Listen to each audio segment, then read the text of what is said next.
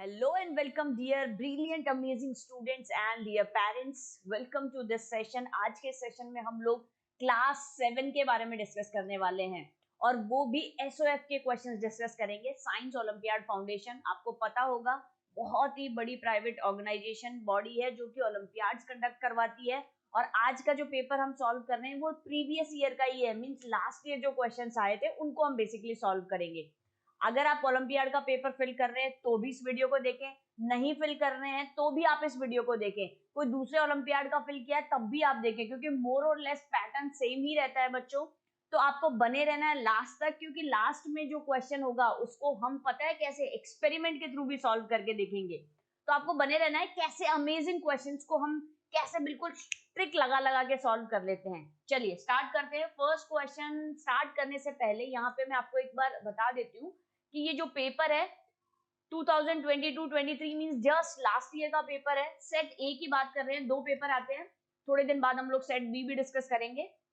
आप लोगों को पता है क्लास 7th में आपके ये सारे टॉपिक्स है, ठीक है, मुझे रिपीट करने की जरूरत नहीं है. न्यूट्रिशन इन प्लांट से लेकर के आपके लाइट तक ये सारे टॉपिक्स हैं, इनमें से क्वेश्चंस आते हैं. अब जो ये पेपर है इसमें कौन कौन से क्वेश्चंस आए हुए हैं ये आप देख सकते हो. Like 33, 39, 40, 48 is from nutrition in plants and animals से आपके क्वेश्चंस आए हुए हैं. दैट मींस ये बड़ा अच्छा टॉपिक है क्योंकि इससे चार चार क्वेश्चन आए हुए हैं. फाइबर टू फैब्रिक से 3 क्वेश्चन आए हुए हैं and similarly physical and chemical changes से भी 4 क्वेश्चंस आए हुए हैं. तो यहाँ पे आप टॉपिक का वेटेज देख सकते हो बच्चों कि कौन सा टॉपिक कितना इंपॉर्टेंट है. मोर और लेस ऐसा नहीं है इस बार 3 आ गए तो अगली बार भी 3 आएंगे, प्लस माइनस हो सकते हैं, बट मेजरली आपको ये पता लग जाएगा कि कौन कौन से टॉपिक का वेटेज क्या है. अब हम आगे स्टार्ट करते हैं पेपर. आज का फिजिक्स से हम स्टार्ट कर रहे हैं क्योंकि वीडियो बहुत लंबी हो रही थी, तो आज हम सिर्फ फिजिक्स को कवर करेंगे. एंड तक बने रहना है, बहुत अमेजिंग तरीके से हम क्वेश्चंस को सॉल्व करने वाले हैं. First question is there is a steam boat restaurant which uses paper pots. ठीक है, अब आपको समझ जाना है पेपर पॉट्स आपको पता है ना, मिट्टी के तो हमने सबने देखे हैं, तो यहाँ पे किसके हैं, पेपर के हैं. For the consumers to boil the food themselves. अब वो फूड बॉईल कर रहे हैं, सोचो पेपर के अंदर फूड बॉईल कर रहे हैं. एज शोन यहाँ पे जैसा दिखा रखा, identify the correct reason for the paper not to catch fire. ऐसा कौन सा रीजन है जिसकी वजह से ये जो पेपर है वो फायर कैच नहीं कर रहा है जब ये फ्लेम के कांटेक्ट में आ रहा है. ये रियल इमेज भी मैंने आपको दिखा रखी है. बहुत सारे रेस्टोरेंट्स और ऐसी चीजें आजकल मार्केट में अवेलेबल है. सो ऑप्शंस हमें यहाँ पे पहले कुछ स्टेटमेंट्स गिवन है. देखो आप क्वेश्चन बच्चों ना बहुत डिफिकल्ट नहीं होगा बट कितना लेंथी है, सो दैट आपको इन सारे पॉइंट्स को भी कंसिडर करना है ओलंपियाड के टाइम पे या जब भी आप क्वेश्चन सॉल्व करते हैं. The paper is thin and therefore heat is conducted quickly to the water in the paper board. तो फर्स्ट ऑप्शन में गिवन है कि जो पेपर है वो थिन है और इसकी वजह से हीट क्या हो रही है, कंडक्शन हो रहा है ना, डायरेक्ट कॉन्टैक्ट है यहाँ पे, तो हीट क्या हो रही है, इजीली वहां पे कॉन्टैक्ट होने की वजह से पेपर बोर्ड में जो भी आइटम है वो इजीली गर्म हो जाता है या बन जाता है. Next option is water has a boiling point lower than the burning temperature of the paper. अब ये भी एक स्टेटमेंट है, अब क्या सही है क्या गलत हम लास्ट में डिस्कस करेंगे, ठीक है. Third is the paper is thick enough to withstand the high temperature. बहुत ज्यादा मोटा है जिसकी वजह से वो बर्न नहीं हो रहा है. तो बेसिकली तो अगर पेपर बहुत ज्यादा मोटा होगा तो उसमें हीट प्रोड्यूस नहीं, आगे नहीं जाएगी, ट्रांसफर नहीं होगी, और आगे हीट ट्रांसफर नहीं होगी तो हमारा फूड कैसे प्रिपेयर होगा. तो ये जो थर्ड ऑप्शन है ये तो गलत है. सेकेंड ऑप्शन क्या है, water has a boiling point lower than the burning temperature of paper. It is correct, yes, इसका जो बॉइलिंग टेम्परेचर है वो कम होता है. ठीक है, फर्स्ट ऑप्शन है the paper is thin, yes, paper पतला है तभी तो हीट ट्रांसफर हो रही है और कंडक्शन की हेल्प से वहां पे क्या हो रहा है, आपका फूड प्रिपेयर हो रहा है. So both the statements are correct. अब ये किस किस में है, 1 एंड 2 ए ऑप्शन में करेक्ट है, बाकी आप देख लो थर्ड ऑप्शन बाकी तीनों में दे रखा है तो तीनों ही आपके ये क्या होंगे, इनकरेक्ट होंगे. अगर आपको एग्जैक्टली मान लो कि सेकंड ऑप्शन नहीं पता है तो आप इसको एलिमिनेशन रूल से भी कर सकते हो. आपको थर्ड तो समझ में आ ही गया है, अब थर्ड जिस जिस ऑप्शन में है वो तो आंसर हमारा नहीं हो सकता है. तो इस तरीके से आप एलिमिनेशन रूल के थ्रू भी कर सकते हो अगर आपको एग्जैक्टली आंसर नहीं आता है तो. चलो आगे बढ़ते हैं. Next question is a car slides down on horizontal incline plane. ठीक है, ये इंक्लाइन प्लेन बनाया हुआ है और W x की तरफ, ये यहाँ W से X की तरफ आ रही है along xz, ओके, ये xy is a rough surface, ये जो xy सरफेस है ये आपका कैसा है, रफ सरफेस है, ओके। while wx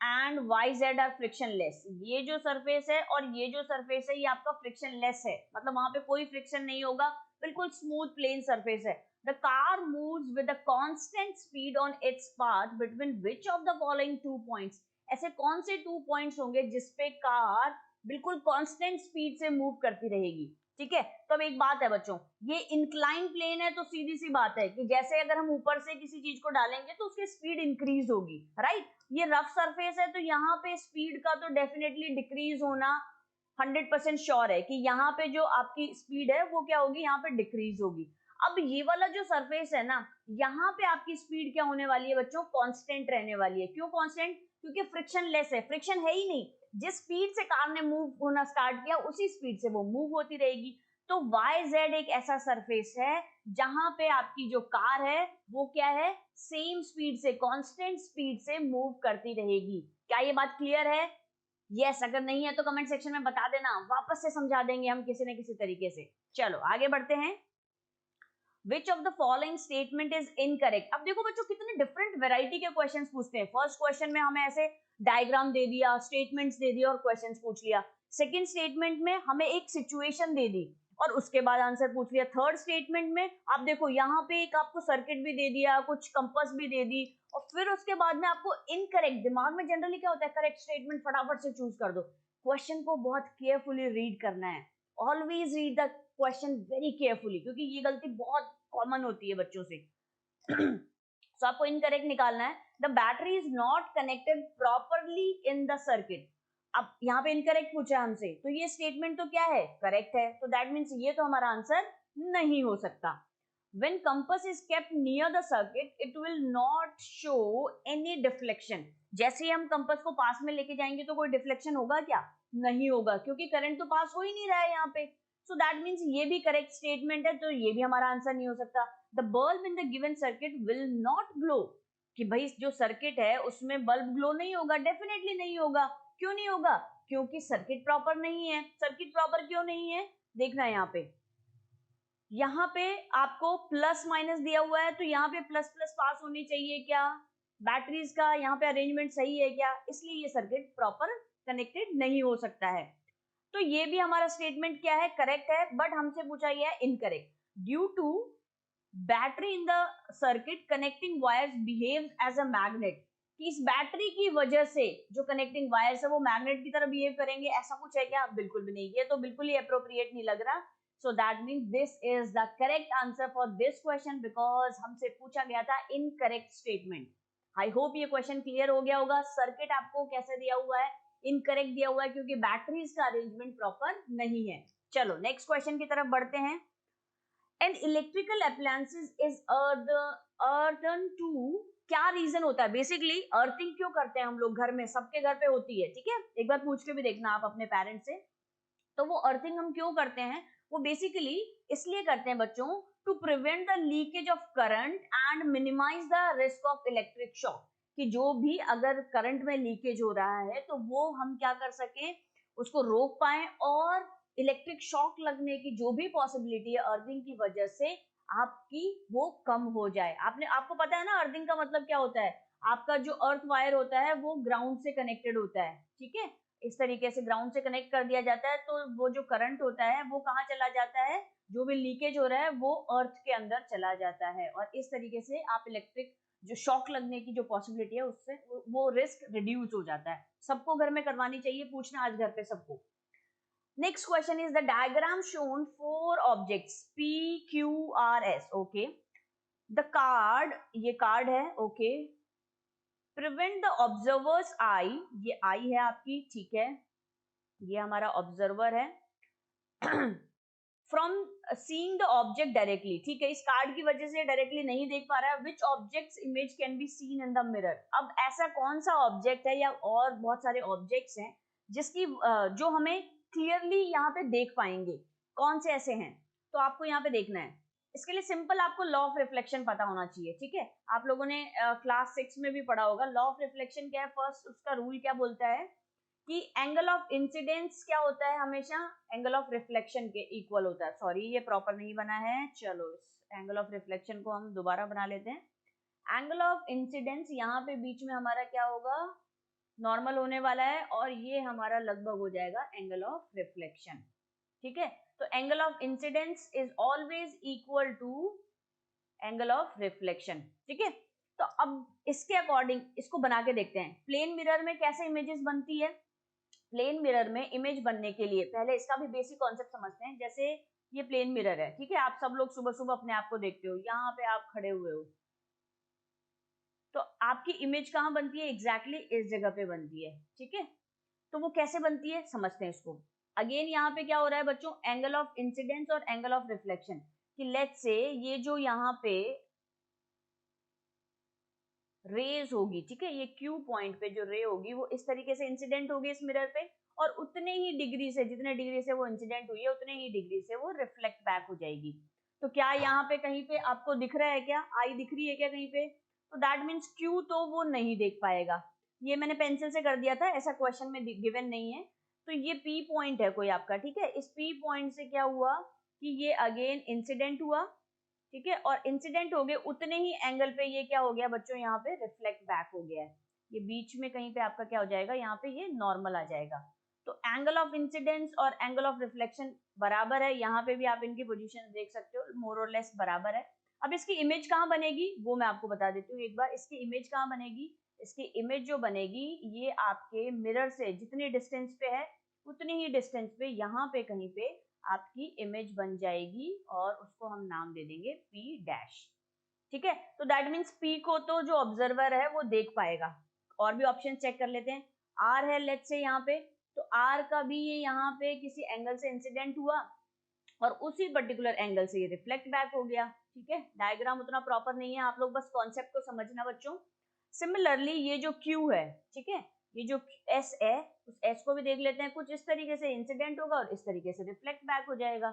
तो एग्जैक्टली अगर हम बात करें तो P एक ऐसा पॉइंट है, P ऐसा ऑब्जेक्ट है जिसकी इमेज ऑब्जर्वर इजीली देख पा रहा है। So the correct answer for this question is option number B. क्या ये पॉइंट क्लियर है? यस, कमेंट सेक्शन में बता देना है। आगे कौन से वीडियोस चाहिए आपको वो भी मुझे बता देना। यस, और नीट से रिलेटेड बच्चों आपको अगर कोई भी इंफॉर्मेशन चाहिए तो मेरा एक और दूसरा चैनल है नीट कनेक्ट, जैसे पेरेंट कनेक्ट है ना वैसे नीट कनेक्ट, उस पर जाके आप चेक कर सकते हो सारी डिटेल्स। चलो नेक्स्ट क्वेश्चन है, a ray of light travelling parallel to the floor. ठीक है, ये रे ऑफ लाइट है जो कि फ्लोर से पैरेलल में चल रही है। Strikes a plane mirror which is inclined, एक प्लेन मिरर के साथ में ये स्ट्राइक करती है, टकरा जाती है। विच इज इंक्लाइंड, जो कि इंक्लाइंड है कितने डिग्री पे, 30 डिग्री पे। Okay, what is the angle of reflection of the रे, इसका एंगल ऑफ रिफ्लेक्शन क्या होगा? तो आप सबको पता है, मैथमेटिक्स में पढ़ा है ना, ऐसे जेड बनता है, दैट मीन्स ये 30 डिग्री है तो ये भी आपका क्या बनेगा, 30 डिग्री। तो अकॉर्डिंगली ये भी आपका क्या हो जाएगा बच्चों, 30 डिग्री। ठीक है, अब ये अगर 30 डिग्री है तो यहाँ पे आप सबको पता है, यहाँ पे अगर ये इंसिडेंट हुआ है यहाँ पे 30 डिग्री पे, तो यहाँ पे कहीं पे आपका नॉर्मल होगा। ठीक है, अभी अभी हम लोगों ने डिस्कस किया था, यहाँ पे कहीं पे आपका नॉर्मल होगा। और यहाँ पे आपको पता है अगर ये नॉर्मल है तो टोटल कितना हो जाएगा, 90, और 90 माइनस 30 कितना हो जाएगा यहाँ पे आपका 60 डिग्री। दैट मीन्स ये वाला जो एंगल है इट विल बी 60 डिग्री। और अगर angle of incidence is equal to 60 degree तो एंगल ऑफ रिफ्लेक्शन जो होगा आपका कुछ इस तरीके से, वो भी आपका क्या होने वाला है। ठीक है, ये एंगल ऑफ रिफ्लेक्शन जो होगा आपका, ये भी आपका क्या होने वाला है बच्चों, 6, सॉरी ये थोड़ा सा बोर्ड की वजह से ऐसा लग रहा है। चलो एक बार इसको इरेज करके दोबारा बना लेते हैं। ठीक है, तो ये जो एंगल ऑफ रिफ्लेक्शन है ये भी आपका इक्वल होगा and it will also equal to 60 degree. और हमसे पूछा क्या है, एंगल ऑफ रिफ्लेक्शन क्या होगा, so it will be option number B. क्या कॉन्सेप्ट क्लियर है? Angle of incidence, angle of reflection हमने कैसे निकाला।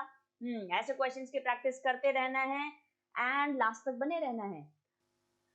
Okay, so the next question is the displacement time graph. Okay, dt graph given है, two bodies P and Q are given. Okay, which of the following statement is correct? अब आपको correct statement निकालना है। P is moving, faster than Q. बच्चों देखो यहाँ पे दोनों पैरेलल में है, ठीक है, तो पैरेलल में है तो दोनों की स्पीड सेम ही है, तो ये तो इनकरेक्ट स्टेटमेंट हो गया। Q is moving faster than P, ये भी इनकरेक्ट हो गया। Q is always 20 metre behind P, कि क्यू 20 मीटर बिहाइंड है, इससे पीछे नहीं है ना, वो तो आगे है, तो दैट मीन्स ये भी इनकरेक्ट हो गया। P is always 20 metre behind Q, yes, ये जो P है ये हमेशा कितना पीछे रहेगा, ये 20 मीटर बिहाइंड ही रहने वाला है। So this is the correct answer for this question. Clear हो गया है? चलो आगे बढ़ते हैं। When two parallel rays of light, ray 1 और ray 2 enters a convex lens, यहाँ पे हमें given है convex lens with an optical center O, ठीक है, which one of the following ray diagram is correctly represent the passage of light after passing through the lens, कि कौन सा correct answer है। तो पहले तो हमें ये पता होना चाहिए कि कॉन्वेक्स लेंस में क्या क्या जो हमारे इमेज फॉर्मेशन होती है वो कैसे होती है। एक बार कॉन्सेप्ट समझ लेते हैं फिर आंसर पे आएंगे। तो आप यहाँ पे देख सकते हो कि image formation by convex lens, यहाँ पे 6 केसेस गिवन है। 5 केसेस में आपकी जो इमेज होगी वो रियल बनेगी, और एक केस आपका होता है जहां पे इमेज जो बनती है वो वर्चुअल बनती है। समझते हैं, जब आपकी रेज पैरेलल होंगी, ठीक है, जब आपकी रेज पैरेलल मतलब इन्फिनिटी पे होगा आपका ऑब्जेक्ट, तो आपकी इमेज कहाँ पे बनेगी बच्चों, वो बनेगी आपके फोकस पे। यहाँ पे भी रेज को क्या बताया है, 2 पैरेलल रेज। तो जो 2 पैरेलल रेज हैं, जब वो कॉन्वेक्स लेंस से होके जा रहा है, ठीक है, कॉन्वेक्स लेंस से होके जा रहा है, तो एक पॉइंट ऐसा होगा, ये फोकस पॉइंट होगा, क्योंकि ये ऑप्टिकल सेंटर है, ये फोकस है, जहां पे आपकी इमेज फॉर्मेशन होगी। So for this question this is the correct answer. एक बार इसके बाकी के फटाफट से क्विकली रिवाइज कर लेते हैं। अब इन्फिनिटी से जैसे जैसे लेंस के पास पास ऑब्जेक्ट आता जाएगा, वैसे वैसे जो आपकी इमेज है वो भी थोड़ी सी बड़ी बनती चली जाएगी, ठीक है। चलो देखते हैं, जैसे ही यहाँ पे बोला है कि beyond the centre of curvature, अगर यहाँ पे आपका ऑब्जेक्ट है तो वो कहाँ पे बन रही है, आपकी इमेज बन रही है between F2 and 2F2, F2 और 2F2 के बीच में। यहाँ पे आप देख सकते हो, यहाँ पे बीच में कहीं पे आपकी इमेज बन रही है। जैसा कि मैंने बोला, रियल के साथ हमेशा इन्वर्टेड आएगा, ये तो याद कर लो, ठीक है। वर्चुअल के साथ में हमेशा इरेक्ट आता है, इरेक्ट मतलब सीधा, इन्वर्टेड मतलब उल्टा। तो दैट मीन जहां जहां पे भी रियल होगा वहां पे इन्वर्टेड उसके साथ में चिपका हुआ दोस्त है उसका। तो यहाँ पे जो इमेज बनेगी वो उल्टी बनेगी, इन्वर्टेड बनेगी, और कहाँ बनेगी, F2 और 2F2 के बीच में। यहाँ अब शिफ्ट हो गई है, यहाँ F से क्या होगी, इधर की साइड शिफ्ट होनी स्टार्ट हो जाएगी। अब अगली जो बनेगी वो और ज्यादा इधर बनेगी, फिर अगली और ज्यादा इधर, और आगे समझते हैं। नेक्स्ट है at the centre of curvature, जैसे ही ऑब्जेक्ट सेंटर ऑफ कर्वेचर पे आया तो वो इमेज जो बनेगी वो इक्वल इन साइज बनेगी, ठीक है। पहले थोड़ी बड़ी बनी, पहले तो बिल्कुल ही पॉइंट साइज थी, फिर थोड़ी बड़ी बनी, अब इक्वल इन साइज आ गई है, ठीक है, अगर सेंटर ऑफ कर्वेचर पे है तो। और वो कहाँ पे बनेगी, वो 2F पे बनेगी, बट इन्वर्टेड बनेगी, ठीक है, रियल एंड इन्वर्टेड बनेगी। नेक्स्ट जो है, अब आपका 2F और F1 के बीच में ऑब्जेक्ट है, दोनों सेंटर्स के बीच में ऑब्जेक्ट है, तो इमेज कैसे बनेगी, 2F2 से थोड़ी और शिफ्ट हो गई है, 2F2 से थोड़ी और इधर शिफ्ट हो गई है, और मैग्नीफाइड मतलब थोड़ी बड़ी बनेगी। यस, मैग्नीफाइड का मतलब होता है बड़ी बनना। अब देखो यहाँ पे ऑब्जेक्ट की साइज छोटी है लेकिन इमेज यहाँ पे बड़ी बन रही है कंपैरेटिवली, ठीक है। अब अगर फोकस पे है, अगर फोकस पे है तो यहाँ जो इमेज बनेगी वो बनेगी इन्फिनिटी पे। यहाँ पे अगर ऑब्जेक्ट इन्फिनिटी पे था तो इमेज कहाँ पे बन रही थी, इमेज फोकस पे बन रही थी। अब जस्ट इसका उल्टा केस है, अगर आपका ऑब्जेक्ट फोकस पे है तो इमेज कहाँ पे बनेगी, अगर आपका ऑब्जेक्ट फोकस पे है तो इमेज कहाँ बनेगी, इन्फिनिटी पे बनेगी, केस 1। अब यहाँ पे फोकस से भी पास आ रही है, अब नेक्स्ट केस में क्या होगा कि फोकस और ऑप्टिकल सेंटर के बीच में अगर ऑब्जेक्ट है तो कहाँ बनेगी, अब देखना यहाँ पे वर्चुअल एंड इरेक्ट बनेगी, मैग्नीफाइड बनेगी, formed on the same side, क्योंकि वर्चुअल बोला है ना हम लोगों ने, वर्चुअल एंड इरेक्ट, देखो सीधी बनी हुई है यहाँ पे, virtual and erect of the lens, lens के सेम साइड में बनेगी, इसलिए तो हमने रियल बोला, और इरेक्ट बोला मतलब कि सीधी बन रही है। क्या ये बात क्लियर है सारे बच्चों को? नेक्स्ट वीडियो किसका चाहिए कमेंट सेक्शन में जरूर बताना, और समझ में कैसा आ रहा है ये भी आप सबको बताना है, मेरे मोटिवेशन के लिए, कि मुझे समझ में आए कि आप लोगों को क्या क्या अच्छे से समझ में आ रहा है, या फिर क्या और बेटर मैं समझा सकती हूँ जिससे कि बच्चों के लिए ईज हो जाए। Next question is, 2 bar magnets are placed parallel to each other, ठीक है, ये 2 बार मैग्नेट है, ए और बी मान लेते हैं हम लोग, पैरेलली प्लेस्ड है विद ऑपोजिट फेस, यहाँ पे नॉर्थ है तो यहाँ पे साउथ है, ठीक है, the points where magnetic field due to these bar magnet is zero. ऐसा कोई पॉइंट बताना है जहां पे मैग्नेटिक फील्ड जीरो होगा। सबसे इंपॉर्टेंट बात हम समझ लेते हैं बच्चों, ये जो मैग्नेट होती है, इस मैग्नेट के ना एंड पे, मतलब यहाँ पे जो ये एंड वाला फेज होता है, यहाँ पे सबसे ज्यादा मैग्नेटिक फील्ड होता है, ठीक है। यहाँ पे सबसे ज्यादा पावरफुल होती है मैग्नेट, मैक्सिमम होता है यहाँ पे, ठीक है। तो हमें पूछा है कि कहाँ पे मैग्नेटिक फील्ड। अब यहाँ पे देखो समझते हैं, यहाँ से ऐसे निकलेगा, ऐसे जाएगा कुछ, फिर अगेन यहाँ से भी हम मैग्नेटिक फील्ड को अज्यूम करते हैं कुछ ऐसे होगा। तो दैट मीन्स सबसे मिनिमम कहाँ पे होता है, मिनिमम इसकी पावर कहाँ पे होती है, सेंटर में होती है। मिनिमम जो होता है वो होता है आपका सेंटर में।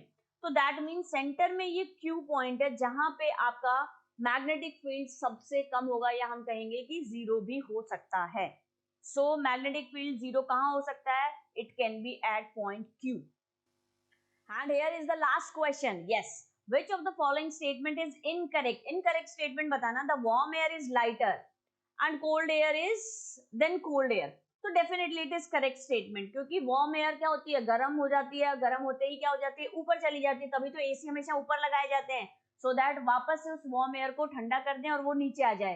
फिर वापस से जो ह्यूमन बीइंग्स की वजह से नीचे वापस से जो एयर है वो गर्म हो जाती है, फिर ऊपर जाती है, फिर नीचे आती है। सेम कॉन्सेप्ट होता है।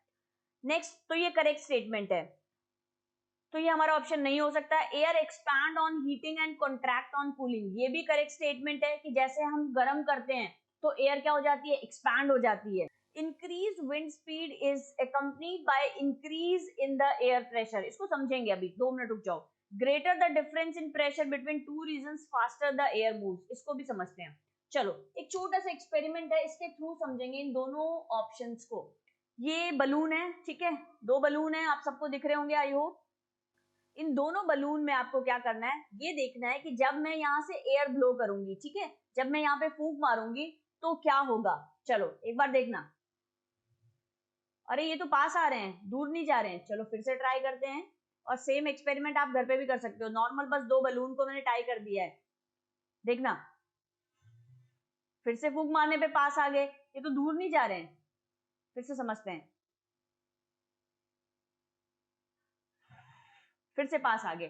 तो एक चीज तो क्लियर हो गई, मैंने जो यहाँ पे विंड ब्लो किया या फिर जो मैंने फूंक मारी तेजी से, उसकी वजह से क्या हो रहा था, उसकी वजह से दोनों बलून पास आ रहे थे। दैट मीन्स वहां पे क्या हो रहा था बच्चों, जैसे ही विंड की स्पीड ज्यादा हो रही थी, ठीक है, तो वहां पे प्रेशर क्या हो रहा था, इंक्रीज नहीं हो रहा था, वहां पे प्रेशर डिक्रीज हो रहा था, जिसकी वजह से क्या हो रहे थे, वो दोनों बलून पास में आ रहे थे। So this is the incorrect statement. क्या ये बात क्लियर है। अब लास्ट ऑप्शन क्या है, greater the difference in pressure between two regions faster the air moves, तो ये तो करेक्ट हो गया ना। तो that means this is also incorrect for this question, but correct answer क्या है इसका, option number C. I hope ये क्लियर हो गया होगा आप सभी बच्चों को।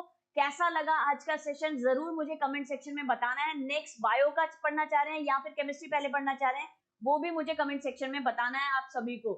कैसा लगा है आज का वीडियो जरूर बताना है बच्चों, और प्लीज अगर अच्छा लगा है, कोई वैल्यू ऐड हुई है इससे आपकी लाइफ में, तो do like share and subscribe this channel, because ये आपके लिए फ्री है, बट इससे मुझे बहुत बेनिफिट मिलने वाला है। So all the best for your school exam and olympiad, whatever जो भी आपके एग्जाम्स होने वाले हैं, उन सबके लिए all the very best. You deserve good things in your life. Thank you so much. मिलते हैं नेक्स्ट वीडियो में, तब तक के लिए बाय बाय, टेक केयर।